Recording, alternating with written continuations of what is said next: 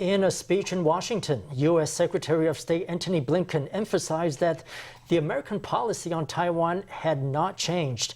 He said that instead it was China that had changed by ramping up its acts of aggression toward Taiwan. In response, Premier Su Tseng-chang thanked the U.S. for striving to maintain stability in the Indo-Pacific region. He said that as a large nation, China also had the responsibility to preserve regional stability.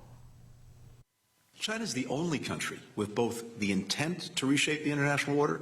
In a speech on China policy, U.S. Secretary of State Antony Blinken denounced China for ramping up aggression toward Taiwan. Like flying PLA aircraft near Taiwan on an almost daily basis. These words and actions are deeply destabilizing. Maintaining peace and stability across the strait is not just a U.S. interest. It is a matter of international concern, critical to regional and global security and prosperity.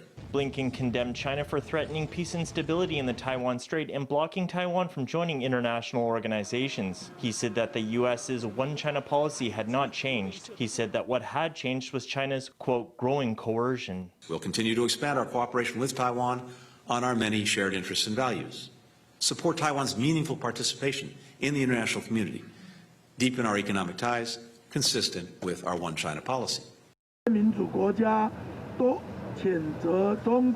Democratic nations are condemning China's deployment of military planes surrounding Taiwan, an act that undermines the status quo. Taiwan will certainly defend itself. We also hope that China will fulfill the responsibility it has as a large nation to maintain regional peace. Taiwan's premier directed strong words at Beijing. In his policy speech on Thursday, Blinken laid out 3 strategies for countering China: invest, align, and compete. Speaking on the Taiwan issue, he insisted that the U.S. policy was consistent. Even so, China denounced Washington on Thursday, accusing it of trying to shift the status quo. 美方不断虚化、掏空一个中国原则。 The U.S. continuously seeks to hollow out the one China principle. It seeks to use salami-slicing tactics to realize its goal of using Taiwan to contain China. But when the U.S. plays the salami-slicing game on the Taiwan issue, it will inevitably cut its own hand. 这样的言论所反映的 This rhetoric reflects how China is realizing that Taiwan and the U.S. are getting closer, not only in terms of their substantive interactions,